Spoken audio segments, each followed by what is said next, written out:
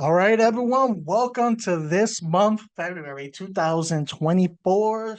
Stay tuned, where we go over the information of upcoming shows and movies and do the research so you don't have to.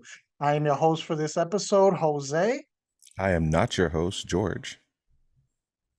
And you know what? Why waste time? Let's get Why? right into it. All Yes. right, this is going to be one of the months we haven't had in a while where we're going to have quite a few shows that are actually debuting during this month.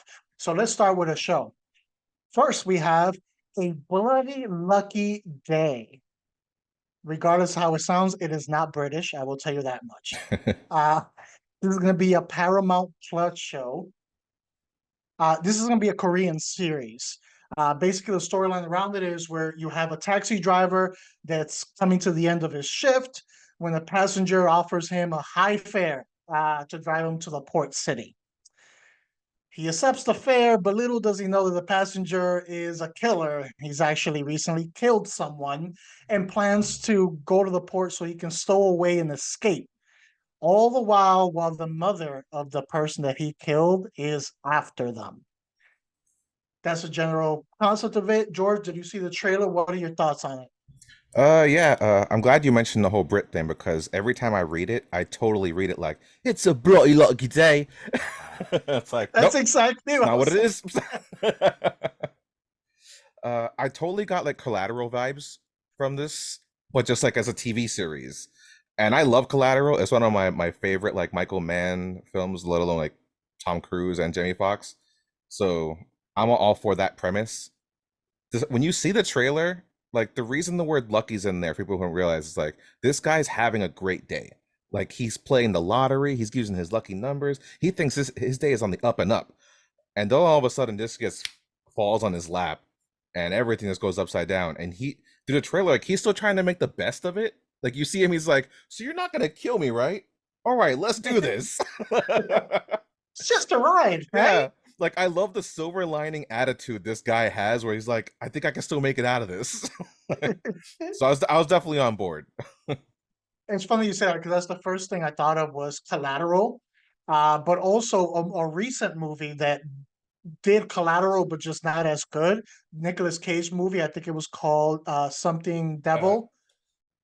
yeah, damn, can't remember the name of it myself.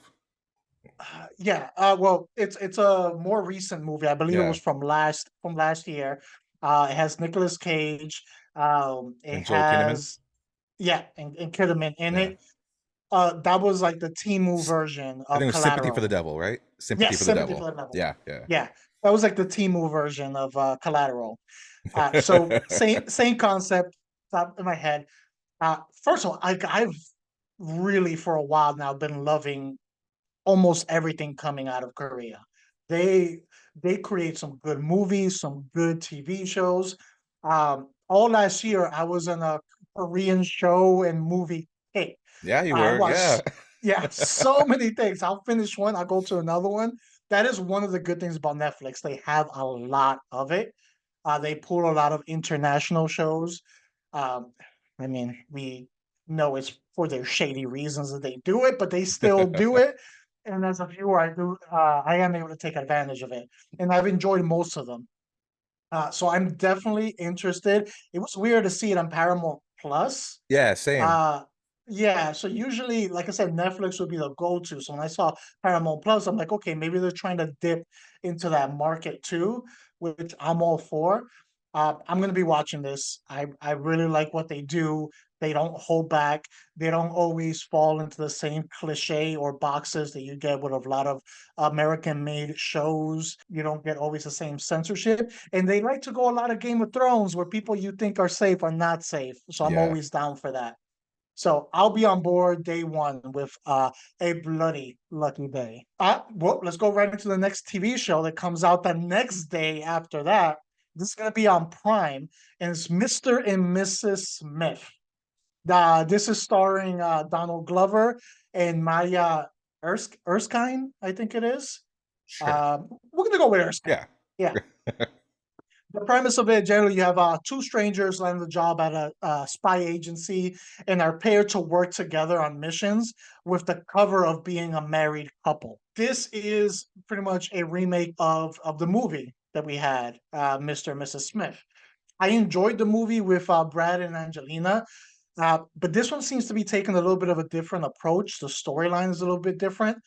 I believe, or recall correctly, in the other one, they were a married couple who didn't know they were spies, and they kind of find out during the movie that they Yeah. are spies. Here, they know they're spies, and they're being put into an arranged marriage as cover, but they're well aware of it. And then probably, romance is gonna bloom from that. I like Donald Glover. I feel he's talented. It'll be interesting to see him in an action movie. Like I know he can handle the comedy aspect of it, but the action part feels gonna be odd for me seeing him in that. I don't think I've seen him in anything action packed. But The I'm Community, willing. right? The paintball Yeah, episodes.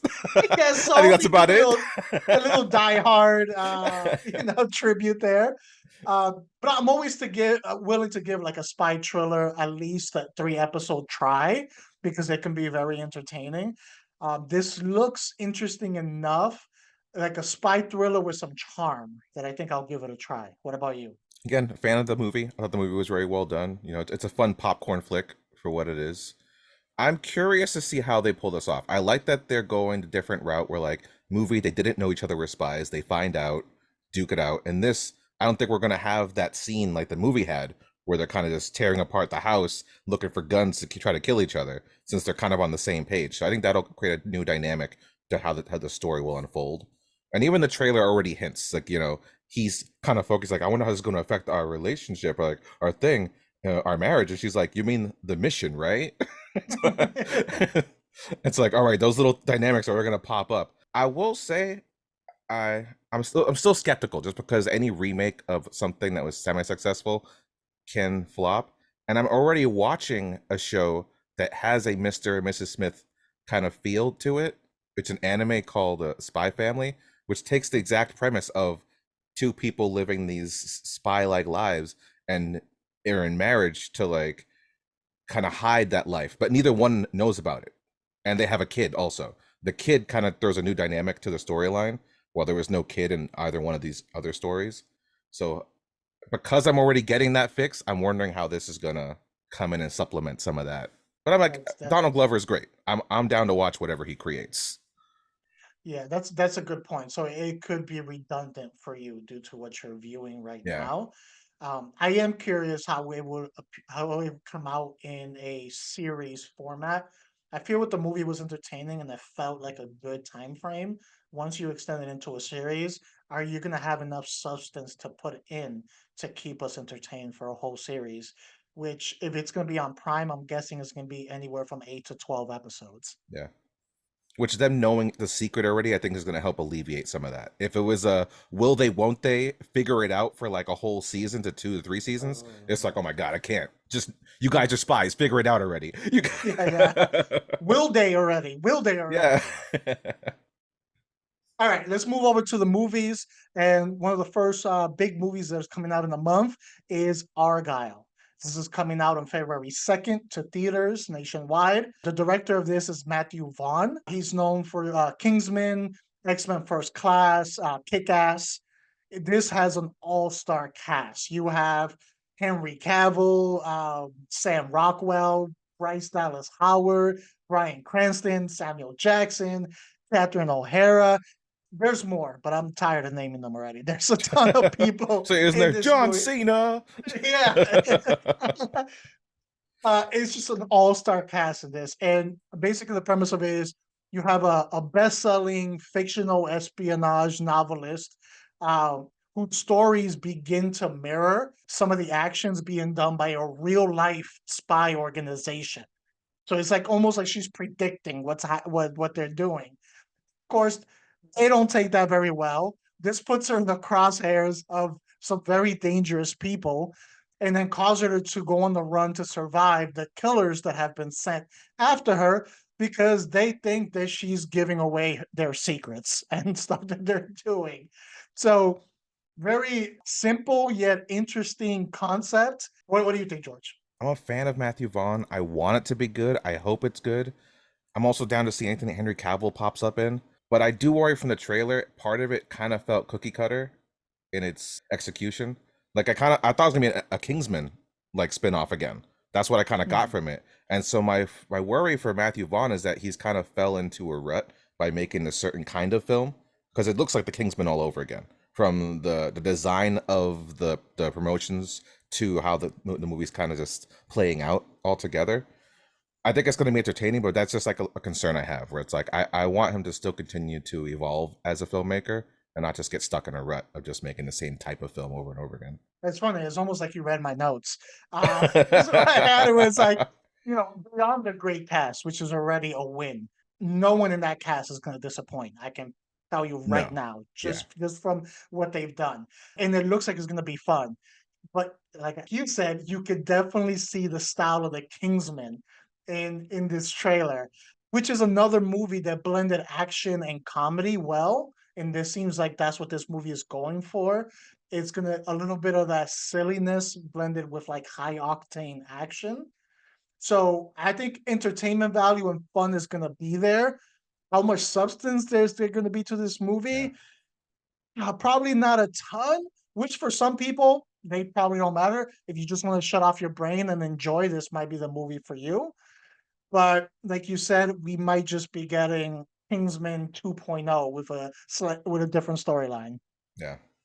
But I'll be watching it. I feel like Uh, the cat will be the jump the shark moment in the movie because there's certain scenes in that trailer with the cat. It's like, is the cat gonna talk at some point? Like, the cat just has me worried. I think that's my biggest concern. What's that cat gonna do? yeah.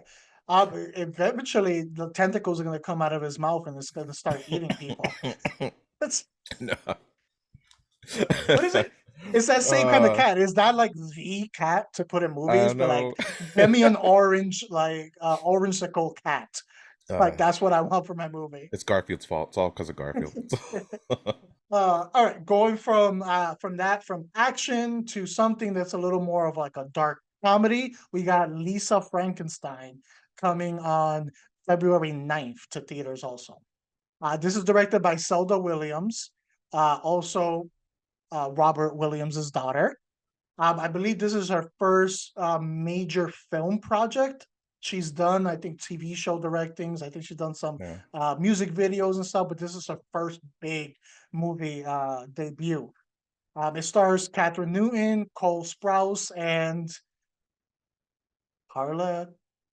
Gugino. What? Gugino. Yeah. Carla Gugino. All right, as me and my Yes. wife call her, the hotness. Yes. Perfect name. The concept of this is you have a teenager that has a crush on a corpse. You heard that correctly. Crush on a corpse. Who's still in the ground, by the way. This isn't a walking corpse at this point. Who she visits his grave to talk to his statue, falls in love with the statue and the thought of him. And then something happens and the corpse comes alive and is now walking around.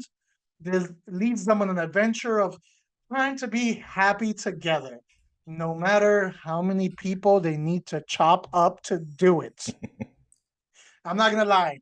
As I was watching this trailer and that moment hit where they commit their first crime, I was like, this escalated. I did not think this was going here. I thought this was just gonna be your cookie cutter like love story, maybe like that what's that movie with the zombies Warm where bodies. Warm Bodies. Yeah, yeah, Yeah, when he exactly what I learns to thought. Yeah, love and comes to life. yeah. I thought that was gonna be, and their love was gonna bring him to life. Nope, that's not it. They become Bonnie and Clyde, the alive and dead Bonnie and Clyde here, except without robbers. They're just straight like murdering. So I think that kind of won me over. That intrigued me when you got that little switch there. It reminds me of there's actually a true story that I heard last year of this woman, and she was a little odd and had problems socializing with people. So she actually started taking her favorite body parts of people. And of course, she would expire the people, but she would take their favorite body part and she was using them to pretty much like build her favorite, like her perfect person. Okay. Yeah. This, that Is a Nas made up fact? is a Nas made up fact because that is not a real event, but that is actually, there is a movie that's like that. So that concept's been kind of been done like that. But it reminded me kind of like of that aspect. I'm intrigued with a darker turn. I really do like dark comedies. So if you can blend those two things together, you usually can get me on board. So I think I'll be watching this. I don't think it's a theater movie for me, but I think I'll be watching that as soon as it goes to streaming. What about you? Yeah, yeah, I can agree with that. I've been liking Wait, which one? the kid who becomes Frankenstein or the Cole monster. Sprouse? Cole Sprouse. I'm sorry, Sprouse? sorry. Yeah. I think his brother's name is Cody, right? Oh Mhm. no, there's Zach and Cody. That was their show. That's why I'm calling him Cody. That's in either case, I've liked where their career has gone since their childhood. You know, He's I the like guy that. from I Riverdale, think isn't he's he? the Riverdale one. Yeah, yeah, yeah, Yeah, yeah. yeah.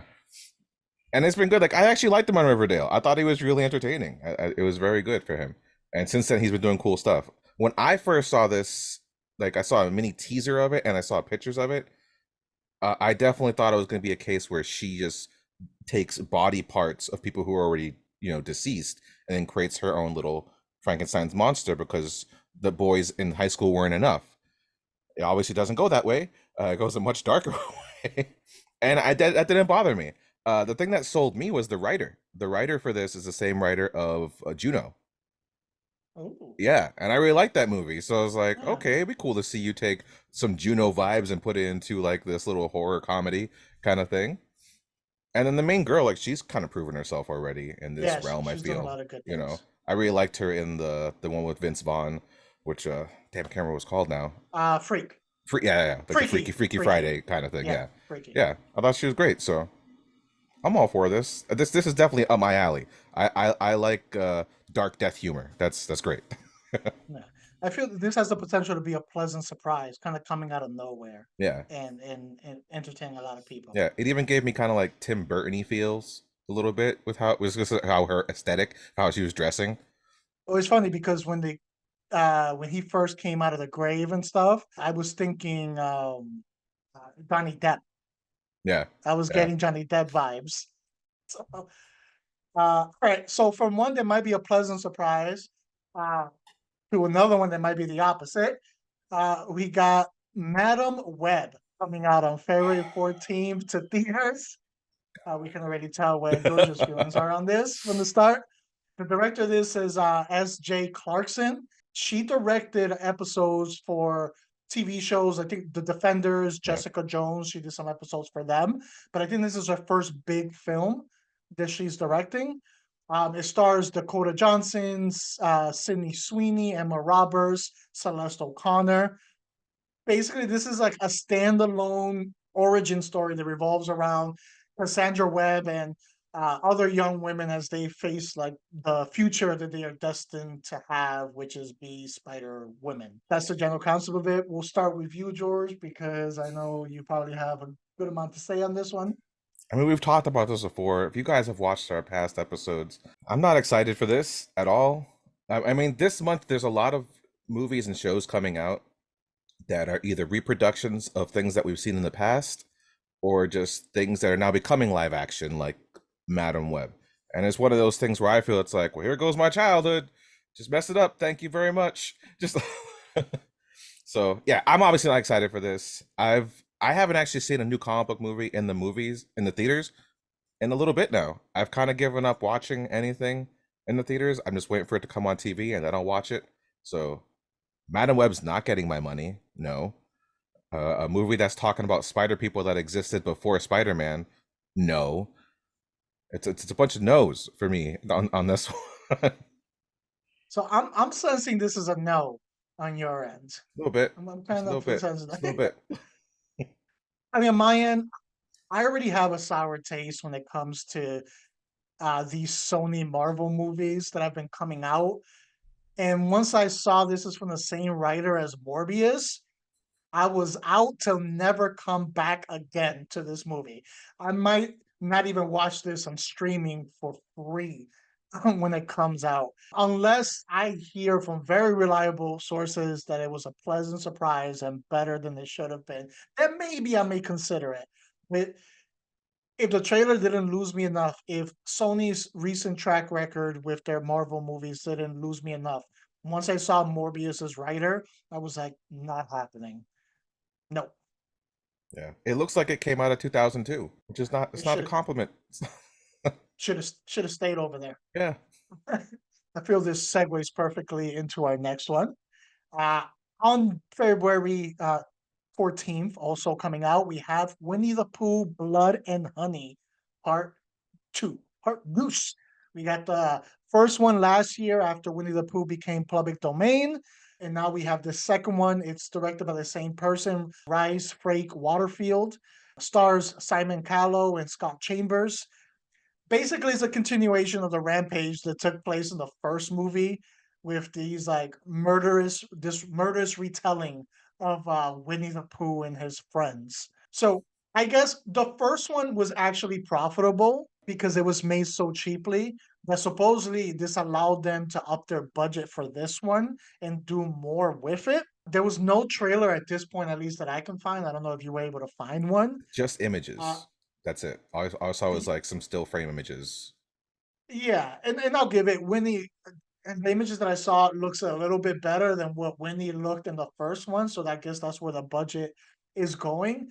I didn't see the first one. I didn't have an interest in the first one because it looked like a project that was taking a public domain property for straight shock value without really providing substance or creativity to it. It's more like, hey, let's just take this and just put it in some random story that doesn't actually go with the character or the lore, and people will be shocked that Winnie the Pooh is doing this. It's kind of like what we're gonna get with Mickey Mouse, going Yeah. forward now that that became public domain. So as of right now, honestly, I have no interest in seeing this one in any format. What about you? Yeah, the first one gave me definitely like straight to DVD vibes. Like it's one of those things like if you were in the 1990s, go into the video store like Blockbuster to go rent something, and you go to the horror section, there's always a bunch of B movies. If you saw the cover that had Winnie the Pooh on it with blood, you'd be like, "All right, let's check this out. This is gonna be a romp." That's what this felt like. And yeah, I guess their $100,000 like budget turned into a $10 million profit for the first one. And I mean, it's cool to see that they're upgrading. They didn't just stick with the same mask that they had before. They're actually going with some better special effects and makeup. I saw the still image of Tigger is going to be in this, and I love Tigger, but it's not going to be the Tigger that I know Oh, that's no, bouncing it's up and not. down. you know. But that'd be kind of like if I see a trailer and he's like still happy and giddy as the Tigger that we knew, but he's just killing. That'd be kind The of funny. psychotic giddy. Yeah, yeah, like that. I think that would be the funny twist with these things. It's like playing with the personas that we know of these characters, but just putting a knife in their hands. You know. Yeah, and So that's the thing. It's you gotta get if you're gonna use it, you gotta get creative with it. Take the essence of what the original is and then twist that. Don't just take that and put it in some random situation where you lose what that character is. Because at that point, you might as well just put any feature or any person in the mask there. You're just you're piggybacking on the property rather than actually yeah, creating something. So we will see. Uh it does seem like a Tubi movie, which is the modern day straight to DVD, pretty yeah. much is a Tubi. So you're So saying for Valentine's Day you're not bringing the wife to watch this one? ah no, probably not gonna happen. Okay, so coming on also that week on that Friday we have Land of Bag. It's a weird name. No, Not a great not title. Not a great well, title at all. not sure if it's grammatically correct, but let's go with it. Uh, this is directed by William Eubank, who actually did Underwater, which I really liked. I felt that was actually an underrated January horror movie that Yeah, came out a couple years ago. And since it was a January movie, it kind of went under the radar and didn't get a lot of attention, but it's worth the watch. It stars Russell Crowe and Liam Hemsworth. Basically, a mission goes wrong and the soldier is trapped behind enemy lines. Now, an Air Force drone operator has to engage in like a rescue operation that consists of trying to lead this soldier out safely with minimal support and only the communication to the drone and the eyes of the drone, and that's it.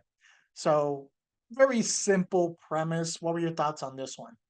I mean, I didn't think it looked bad. It definitely it looked better than the title suggested. When I first saw the title for this, I wasn't even gonna look it up because I was like, I didn't see the names. I saw that, I was like, this doesn't sound good. But then I looked at the trailer. I was like, okay, this actually does look pretty decent. Like one of those kind of like lone survivor kind of dudes out on a mission who has to get back home kind of thing. I find that Liam Hemsworth has been a lot of these kind of movies where like they're almost like semi low budget action that could end up like on Netflix and people just don't really notice them, but they're actually not bad. Like he's actually in some really decent films that just aren't getting the same shine that like Chris's films they're getting. But I'm actually kind of interested in this. It looks like it could be a good fun action time. Yeah. It looks like a standard caught behind enemy lines action thriller.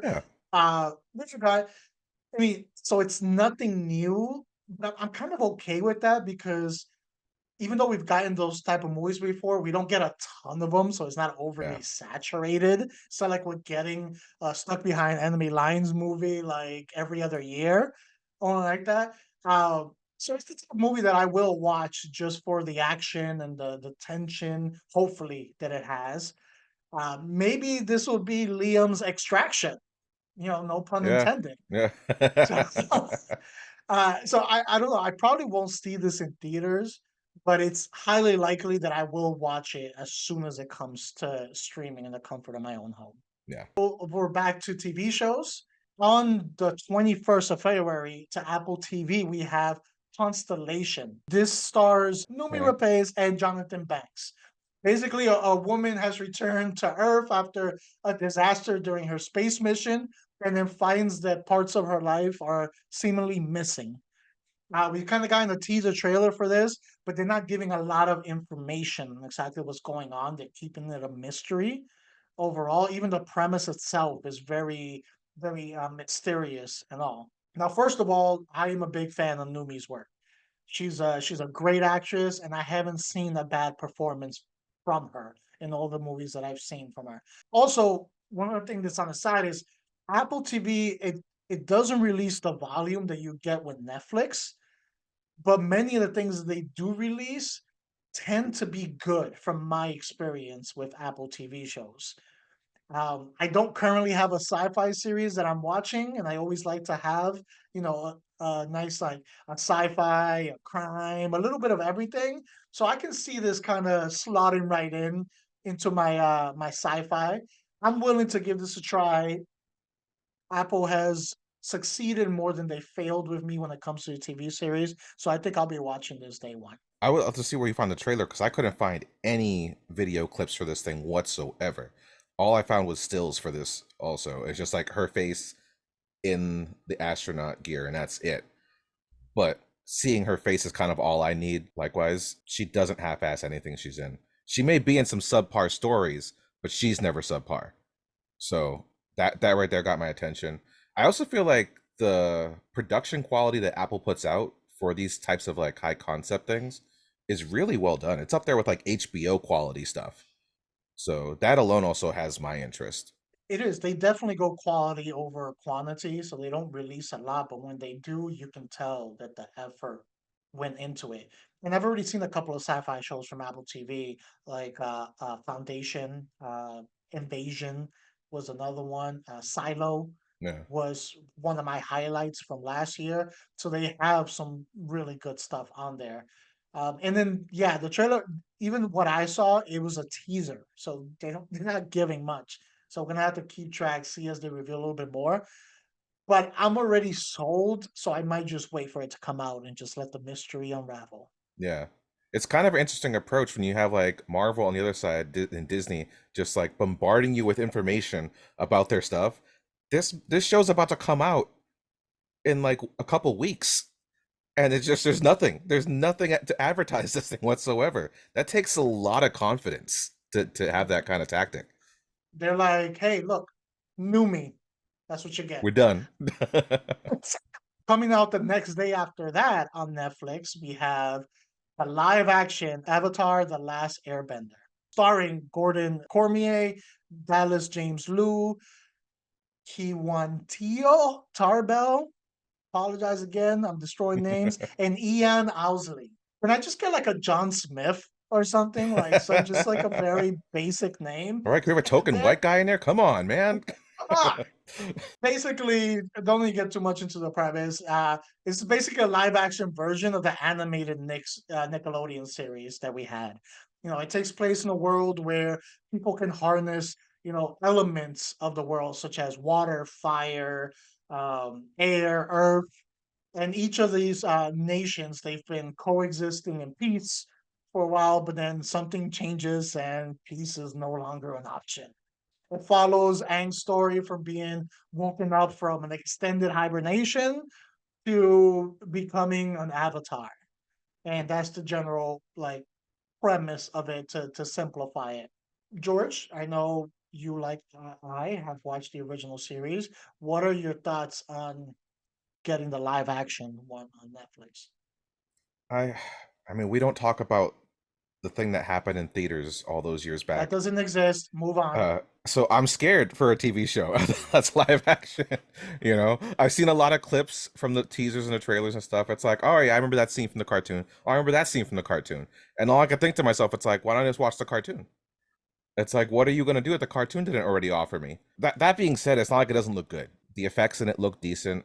I think if they can capture the action and the heart that the animation had, then there could be success here. I mean, you look at something like One Piece, which has been a super successful live action adaptation of an anime.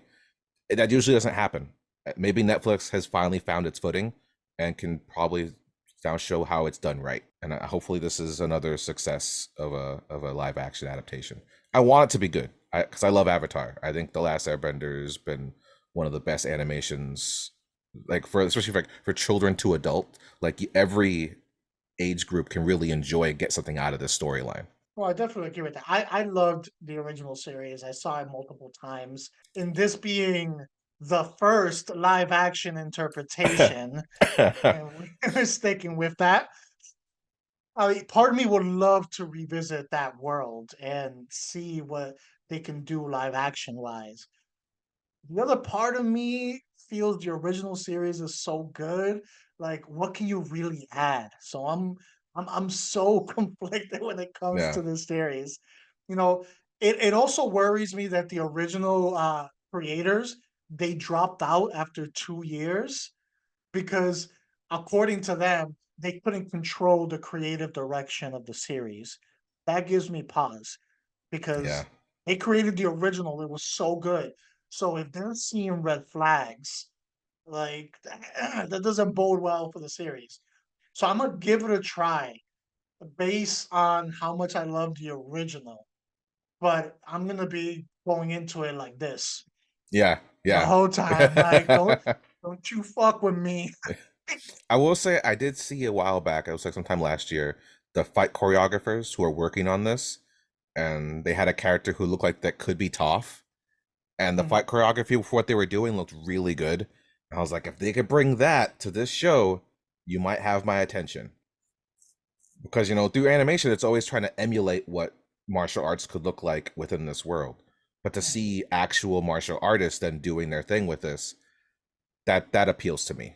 And one thing I feel with this one is because the story being about the harnessing of the energies and the elements, and there's so much abilities used through it. I feel the budget's going to be really high for this movie. And I know Netflix, they set their cancellation criteria according to the budget. So you can have a large mass of people enjoying this high budget movie and they'll still cancel it because it doesn't meet their criteria.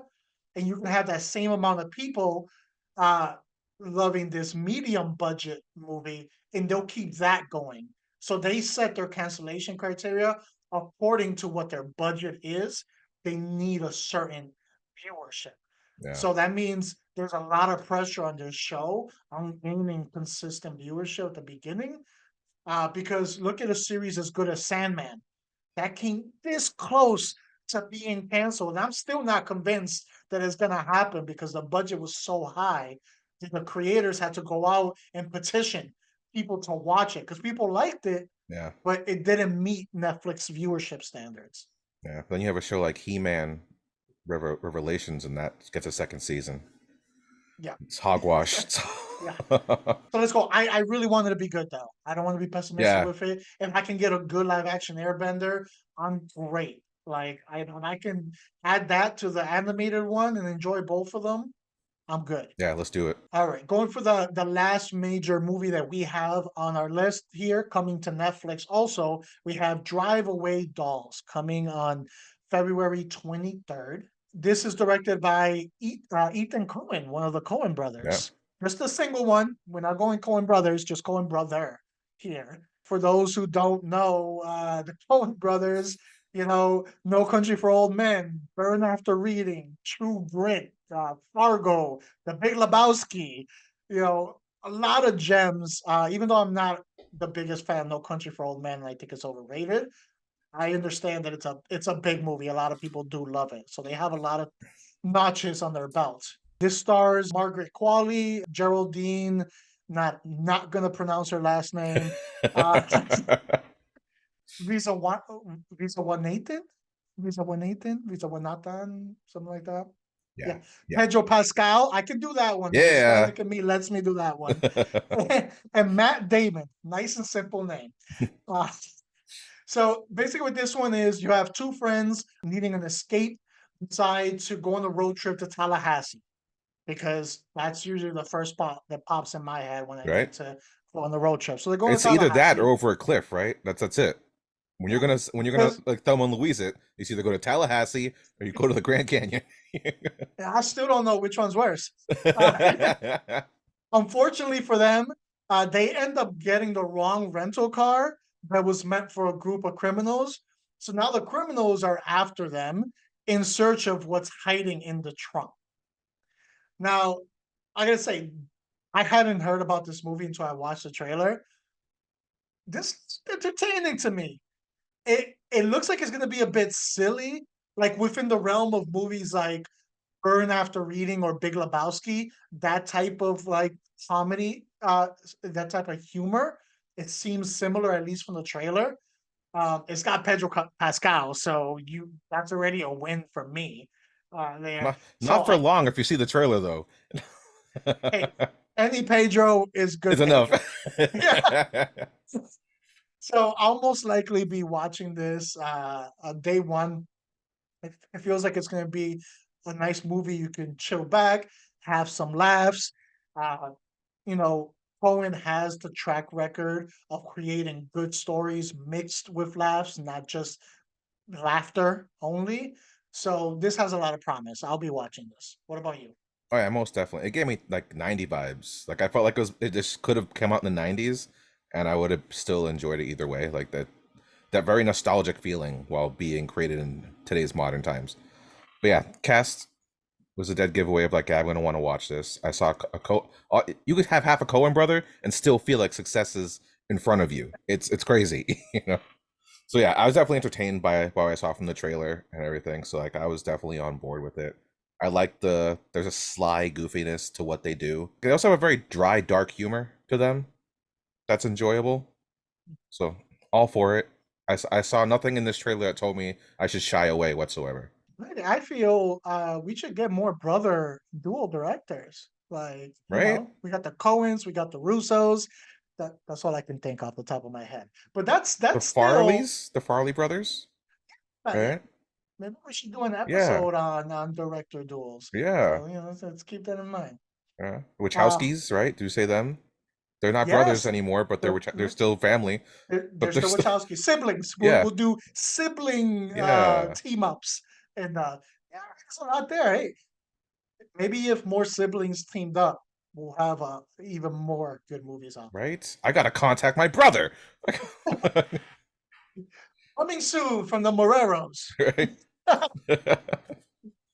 All right. Now going into the last two shows that we have for the month. Coming to AMC, we have The Walking Dead, The Ones Who Live. This is starring Andrew Lincoln, uh, Renee Guerrera, Guerrero, right?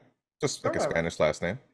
Guerrera. Okay, I wanted to go Spanish, but I was like, maybe that's my Spanish bias that's reading it as Spanish. So I naturally go with So, it. so we'll go Danae Guerrera, Yeah. and then Terry O'Quinn from Lost, Yeah. isn't it? So this series it takes place after the ending of the main series, and it revolves around Michonne's journey to find Rick, and also getting answers not only to where Rick has been this entire time, but what is he doing this entire time when he's been presumed dead? We're finally gonna find out. Now, look, the Walking Dead series and universe as a whole, because we got all these spin-offs, it's been all over the place. I can admit it's been all over the place. Yeah. There's been some really good, there's been some really bad, and there's been some plain old mid throughout the entire universe. That being said, come this far, and I am not getting off the boat at this point. I am ride or die until the end because I've gone way too far when it comes to this universe. This does have the potential to be good for a few reasons. One, it revolves around two of the better characters in the series with Michonne and Rick. And when they left the main series, they did suffer a little bit not having them in there. Another one is I believe it's going to be just a 6 episode series. So it might avoid some of the main problems that the main show ran into, which is that they had too many filler episodes in order to stretch out seasons. Many of their seasons, especially in the second, probably after season 4, should have been 6 to 8 episodes, and it Yeah. suffered because they ended things. This is only going to be 6, so that's a positive there. Lastly, one of the other Walking Dead spin-offs that came out since the original ended, called Dead City, that one was actually really good. So watching that one, which was also a 6 episode series, so no time to waste, very condensed, quick moving story, it gives me hope that maybe they've gotten this isolated miniseries format right. So I do have some optimism regarding this, but it can go any direction. It can be really good, it can be really bad, or it can just be there by the history of the series. What are your thoughts? I'm impressed that you've watched all of this series. I dropped off well before Rick died. So All of them, yeah, that's every crazy. spin-off and everything. Yeah, I they lost me a long time ago. So when I saw the trailer for this just for the sake of, what we're doing here, it would be really unfair for me to not watch the trailer for this. And I was like, all right, like they seem like they're doing their thing still, but I so didn't care. I just did not care at all. I think the only part where I got kind of like excited, I was like, "Ooh, Locke from Lost." I was that was it. But even then, that's from a show that should have died a lot sooner too. It's really hard, and I love the comic book so much, and it is nice to hear that you say that these mini series that they're creating from it are getting better. Maybe they're learning from like the one shot style of storytelling that comic books do. It's a nice way of telling a nice contained story. So I didn't even know it was gonna be 6 episodes. That kind of like actually catches my interest. If it's just gonna be like this one-off thing, then maybe I might want to watch it now. But initially, upon watching that trailer, I was just like, I don't. Why aren't you dead? Why aren't you all dead? Just go away, please. Like this show is done. Oh my god. Just there's always a new spin-off popping up. It's like how is this thing just not dying? It lives up to the nemesis that exists within the show, which is the walkers. It's like, yeah, they just don't die. They just keep on Yep. going. On the other hand, like I have a friend that works on the show for the special effects stuff, and I'm happy that he has a job that just keeps on producing. It's like that's awesome, dude. Keep on making zombies. Keep. Forever. So I'm invested in it, but I recognize its flaws, its mistakes, and all of that. So I understand when people drop out and people don't enjoy it or people left early. I will never say anything about that. I understand because I was close a few times. But I was just like, I need to see where it ends. Yeah, yeah. I need to see where it goes. So we will go, and if it can be even just, you know, on par with the Dead City that we had, which was it was the series with Negan in it, the spinoff. If it can be on par with that, I'll be satisfied. Let's go to the last show with which George introduced to me because I didn't even know this was coming out. We have Shogun. February 27th coming to Hulu. It's an FX show, so it'll be on FX, but it'll also be streaming on Hulu. This stars Anna Soway and then Hiroyuki Sanada, who is the man. I another person I don't think I've ever seen a bad performance in. And when I see him come into a scene, I know I'm gonna enjoy that scene, and he's gonna be a complete badass in that scene. I forgot. I just recently saw something else with him too. So he's always popping up left and right. But this is an adaptation. It's set in Japan in the year like 1600. Basically, a lord is fighting for his life when his enemies unite against them. However, when a mysterious European ship is found marooned in a nearby fishing village, secrets are found out that can, basically tip the scales of power and help him, destroy his enemies. George, you're more familiar with this material than I am, I'm sure, so I'll let you start this one. So for me, likewise, when I saw that guy on board, like first I'm a big fan of anything from Japanese to Chinese, kind of like historical stuff. So that really caught my interest. But when I saw this guy in it, I was like, well, this is a go-to, and it's on FX. Like how many shows have been on FX that have really been bad? They're pretty good on quality stories. The thing that bummed me out, I think it's only be a miniseries. I don't even think it's going to be like a multi-season kind of show. I'm gonna like that. I kind of like it too, but at the same time, it's just like, how often do we get shows like this? Like the only way you're gonna watch a show like this if it comes from Japan, if it comes from China, stuff like that. You know, we from America wise, we all we get is like a mini series. So it'd be kind of cool to see something like this kind of live longer and just see the whole culture and how it just grows from this. And we just lost Warrior. Yeah, exactly. And I love Warrior. That's a show everyone needs to watch. If everyone watched Warrior, I'd be having a season 4 of it. It has him, which is great. And actually, the woman in it, Anna Sawai, I'm actually currently watching her in another show right now on Apple TV, Oh, the Monarch. And okay. she's one of the actresses in Monarch, and she's done a good job in that one. I'm actually enjoying that show. So it's funny, like first time I'm seeing her is in this show, and then right away another show is coming out with her in it. I'm not familiar with the original work, but this does look intriguing. Like you said, we don't get any shows like this.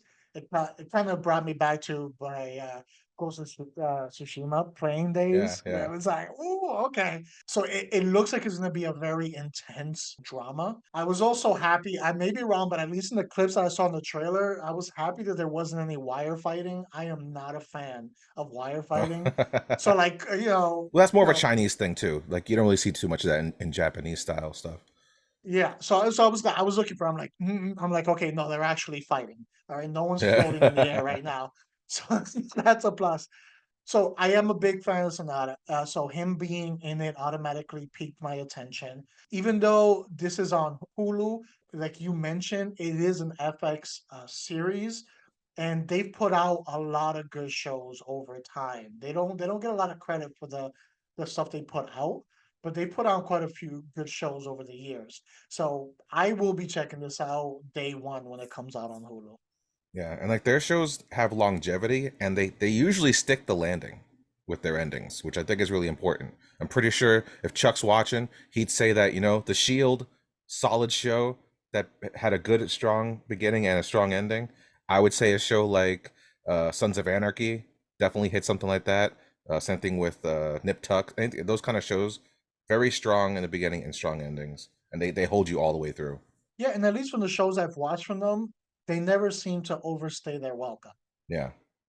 Which is funny that we just came out of talking about Walking Dead. But so I got high hopes for that one. I feel overall, February is not a month that gets a lot of attention. We're not in blockbuster season yet. or anything like that. And, you know, you do get some random shows starting here and there, but it's not like September, which is like the hot Oh yeah. point for new shows.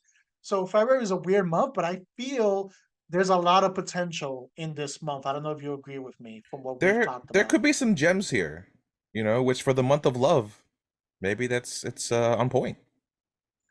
Okay. All right. With that being said, thank you for joining us for February 2024's edition of Stay Tuned, where we go over some of the movies and TV shows coming out and do the research so you don't have to.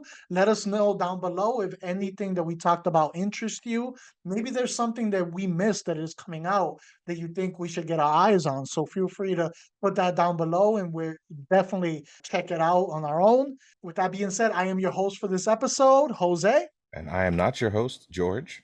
and you can find us on YouTube, Twitter/X, pretty much all social media. You can find us in anywhere where you can listen to a podcast. Just search for us at Not a Strong Start. Enjoy, and we will see you next month for March's Stay Tuned.